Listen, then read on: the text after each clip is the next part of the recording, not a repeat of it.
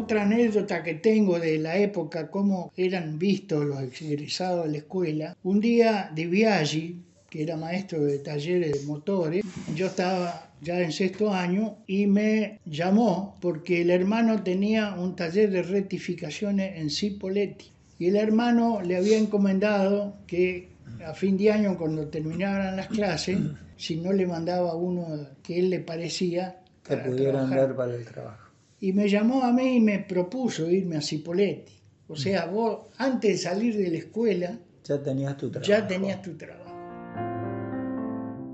Aparte de eso, habíamos escrito una carta con Yoria YPF y nos contestaron que nos presentáramos en Salta para integrar el grupo de cateo que estaban haciendo las perforaciones. Cuando terminamos las clases, que estábamos que si íbamos, que si no íbamos, y nos comunicaron que suspendamos el viaje porque había habido una epidemia de fiebre amarilla. Pero uno ya antes de salir de la escuela ya tenía su trabajo.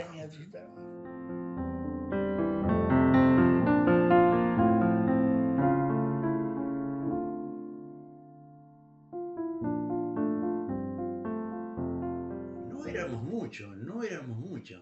Habríamos sido, en ese tiempo salían a los pueblitos a buscar estudiantes porque no había muchos estudiantes para la escuela técnica. Y habremos empezado y ponerle 15. Y después terminamos en sexto año, creo que 5, 6, 7. No más que eso. El primer año me acuerdo que trabajamos con la tinta, que había los tinteros en los pupitres, con la pluma mojábamos. Eso era lo más moderno. La lección del día. Exactamente. Primero que la escuela técnica te da un aprendizaje general de todo. Es cosa que vos en tu casa pasaste por la técnica y la vas a hacer. Bueno, y en la facultad me sirvió porque tanto matemática como física, prácticamente la primera parte de la facultad fue un repaso de que nosotros ya habíamos visto. Entonces nos resultó igual que dibujo técnico. Geometría descriptiva también. Entonces fue mucho más fácil. Pero en la parte, digamos, de las ciencias duras, digamos, matemáticas, física y cosas, había diferencias con los que no habían pasado por la escuela técnica.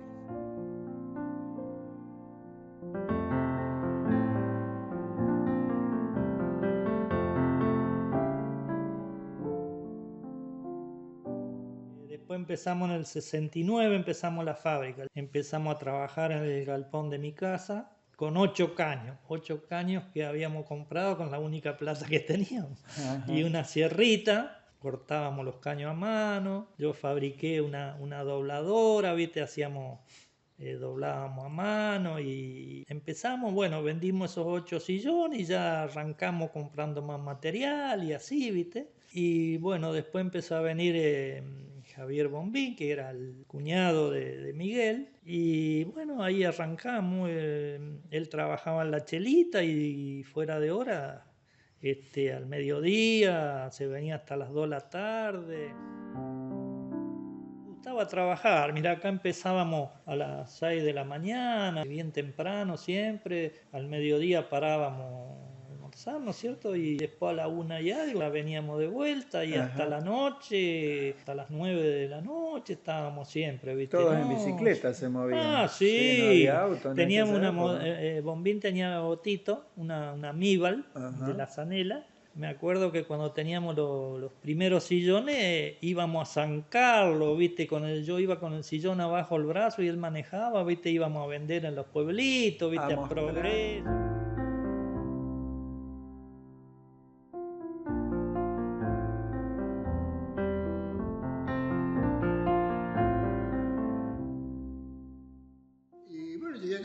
Perfecto para pasar segundo, y entonces una mañana me viene y me despierta y me dice: Toto, yo veo que a vos te gusta hacer las cosas con las manos, que te gusta mucho eso, hay una escuela pero vas a ir vos vas y te anotás vos solo, te inscribís en lo que vos querés, elegir, porque hay distintas cosas, hay taller a la mañana o a la tarde y clase a la mañana o a la tarde, pero vos vas, te anotás vos en lo que vos querés hacer. Fui allá y pregunté, le digo, ¿qué se puede? Y había carpintería, herrería, electricidad, mecánica. Y experto en motores. No, experto en motores, le dije yo directamente. Entonces ahí lo tenía De Biaggi y a Sambo. Sambo. Fabriqué carburadores de bronce para las motos, que en esa época ya andaba yo con las motos de carrera un poquito. Hice carburadores y todas esas cosas. No, pero los 3 años bien, nunca fui a rendir nada. Y bueno, terminé eso y ya de ahí me fui a trabajar al campo, así que de ahí empecé la otra vida nueva.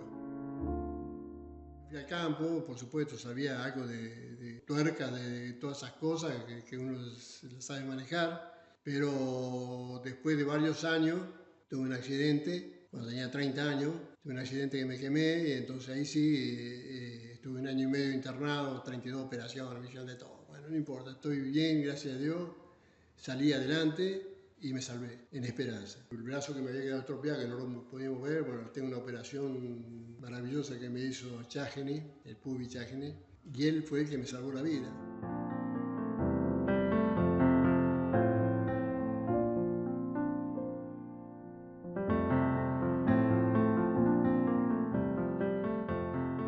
Me preguntas sobre el recuerdo que yo tengo del paso por la escuela, la relación con los alumnos y con los colegas. ¿Y qué te puedo decir?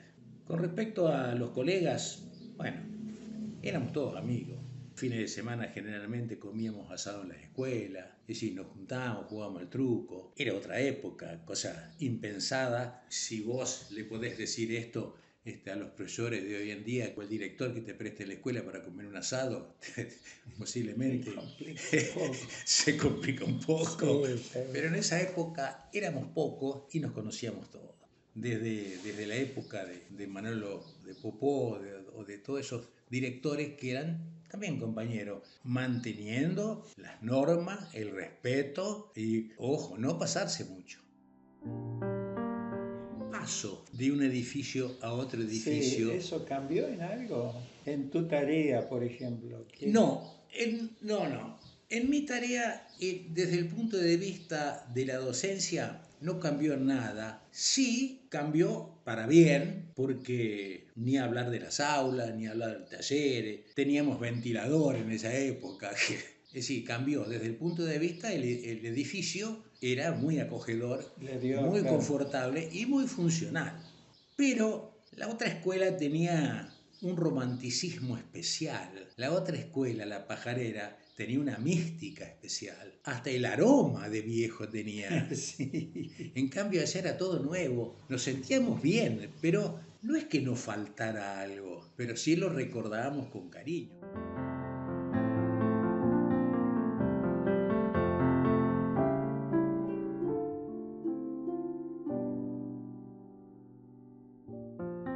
Mientras estudiaba, en el verano siempre me mandaban a trabajar. Trabajé con mis tíos en un taller de tractores, trabajaba en la fábrica de hielo Santer. Al taller venía muy poco. Recién cuando empecé a correr en karting, que tenía 15 años, que eso fue en el año...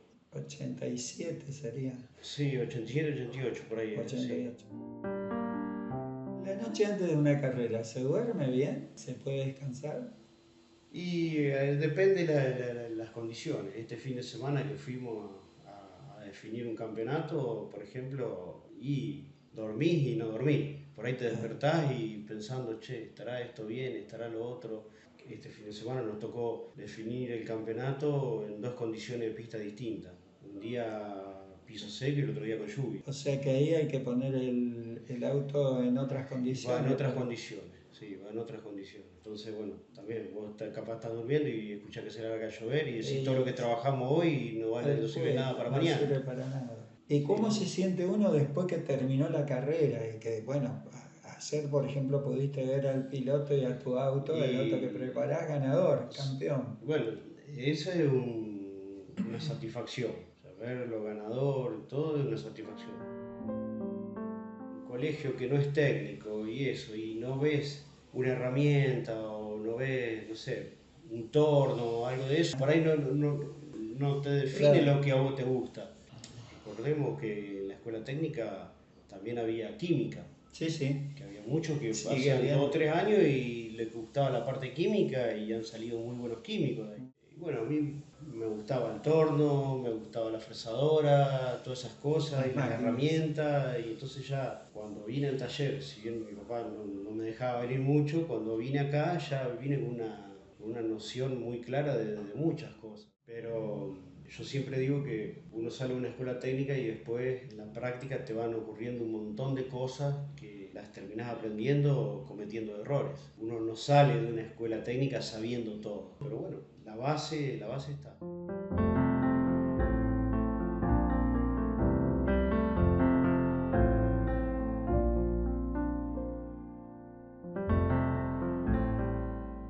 Empecé montando un pequeño taller de matricería. Había hecho un poco de experiencia trabajando con mi padre en la fábrica de sillones plegadizos.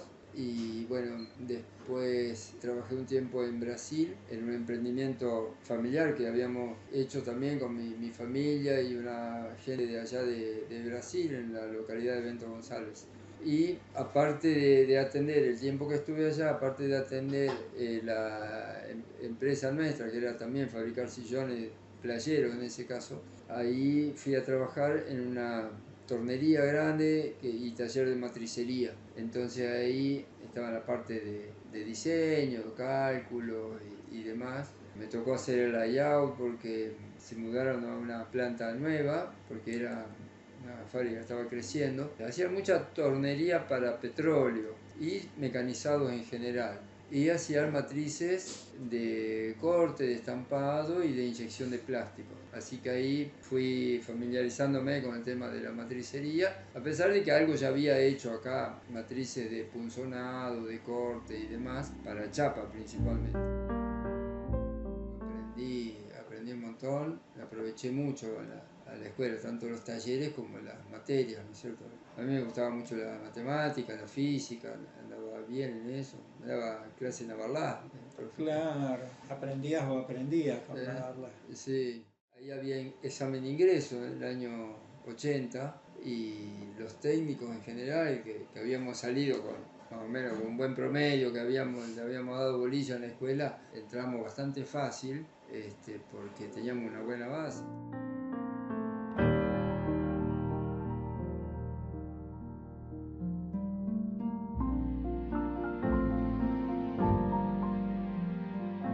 En mi casa estaba un amigo de mi papá, Pedro Maselli, hermano de Eduardo Rudi, y que era docente de una escuela industrial en Santa Fe, creo. Y él me dice en ese momento, che, pibe, ¿a vos no te gustan los fierros? Y yo, para zafar la situación, le dije, me encantan los fierros. Me dijo, bueno, andate rápido a la escuela y habla con Manolo Guala y decile que te mando yo, porque si no, no vas a tener lugar. Y ahí fue mi primera experiencia de contención, diría yo, de la escuela para conmigo. ¿Por qué? Porque como joven yo me sentía afuera y pude lograr entrar y empecé en el año 69 en la escuela. Paradójicamente el hombre llegaba a la luna. Y fue el inicio de una etapa muy importante en mi vida, ¿no? Yo creo que una etapa que me marcó primero como persona, segundo me dio la experiencia y la capacidad para que después yo pueda crecer en el tiempo. Y sobre todo la relación con los docentes, que era un mano a mano. El docente te acompañaba en su momento cuando veía que tenías algún problema. De hecho, también uno tenía que poner lo suyo. Recuerdo los talleres de la escuela, sobre todo en lo que le llamábamos la pajarera, que era donde estaba antiguamente la escuela. La Sociedad Suiza. La Sociedad Suiza. De entrada estuvimos en la primera aula abajo, una nueva que se había hecho. La 7. La 7, el aula número 7. Ahí hasta hicimos los 3 años del básico y después nos unieron, porque éramos como 2 o 3 divisiones. Claro. En cuarto, cuando empezaba la carrera, nosotros empezamos en esa época técnico mecánico electricista. Claro. Ya estaba esa carrera. Cuando nos unieron en cuarto año, ya fueron en las aulas de arriba. Subíamos por la escalera Caracol. Así que todos esos recuerdos siguen muy firmes en mi cabeza, porque ha sido un lugar que a mí concretamente me marcó la vida. Y me marcó sobre todo porque pudimos lograr una amistad muy férrea con todo el curso. al punto tal que desde que nos recibimos hasta el día de hoy nos seguimos reuniendo todos los meses. Víctor, concluyendo, la escuela te dio esas herramientas. La escuela me dio las herramientas para ser buena gente, buena persona, un profesional con mucho conocimiento, y yo toda mi vida agradezco la formación que tuve en la escuela. Esa época era la ENED número 1 general Don José de San Martín, dependiente del CONE, del Consejo Nacional de Educación Técnica. Así que no tengo más que palabras de agradecimiento para la escuela, todos los que me formaron, y la misión y la tarea que siguen llevando adelante a través de las prácticas profesionalizantes, a través de la articulación con el sector privado, que es la única manera de entender que el futuro va por ahí.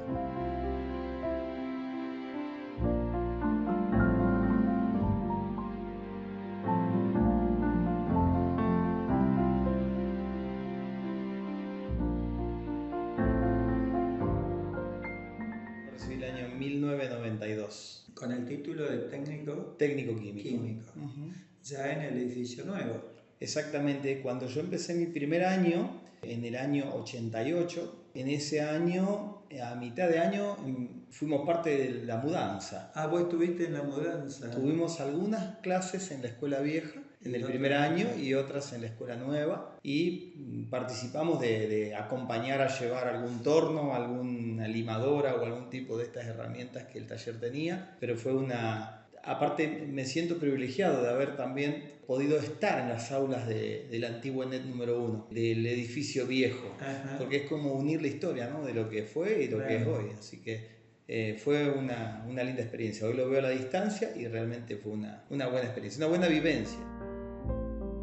En realidad, las semillas se siembran en sexto año de mi emprendimiento, porque a mí siempre me hubiese gustado, y por suerte lo pude lograr, pero trabajar por mi cuenta, trabajar en algún emprendimiento personal, pero no tenía ningún argumento, le quiero llamar, y entre comillas, ¿no?, de poder hacer algo que se pueda vender. Entonces uno sale con una caja de herramientas de ahí, herramientas mentales y herramientas de habilidades. Y justo se dio que en mi sexto año yo pensé en fraccionar azúcar, fraccionar yerba, no sé, alguna actividad que me permita trabajar en forma independiente. Y no por una cuestión de rebeldía, sino por una cuestión de que me gustaba, mi padre era mecánico y mi mamá enfermera. Dos actividades totalmente diferentes, uno bajo relación de dependencia y uno no. Y mi elección estaba por poder trabajar por mi cuenta. Y justo en sexto año tuvimos una charla con un empresario de la ciudad, que es Fleitas, no recuerdo el nombre, pero Rubén Fleitas, que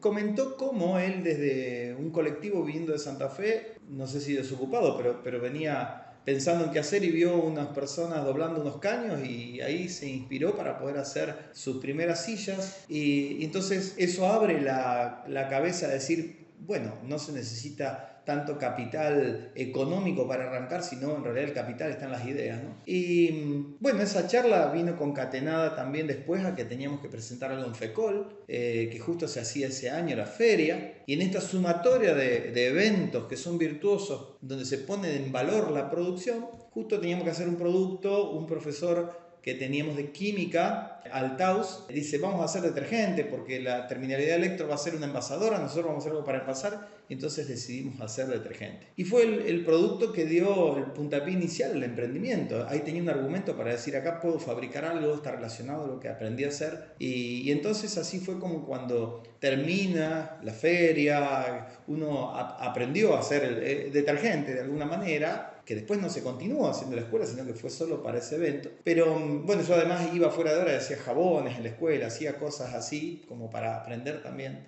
Y justo, bueno, hago el último año del servicio militar, el anteúltimo año del servicio militar, el año 93, pero mi emprendimiento estaba totalmente vivo en la cabeza de llevarlo adelante, a tal punto que ese mismo año que hice el servicio militar, es decir, el año posterior a haberme recibido, iba, cuando tenía libre, a la facultad, a buscar libros que hablen de detergentes, de desinfectantes y demás, y en bicicleta, cuando salía a vender. Buscaba envases en el basural de Esperanza, que estaba situado enfrente de lo que era la industria láctea Chelita, y buscaba envases para envasar el detergente que yo hacía. Mi mamá me prestó 300 pesos para comprar materias primas que compraba en Santa Fe, y con un mango, un plumero y un balde de 20 litros empecé a hacer el detergente.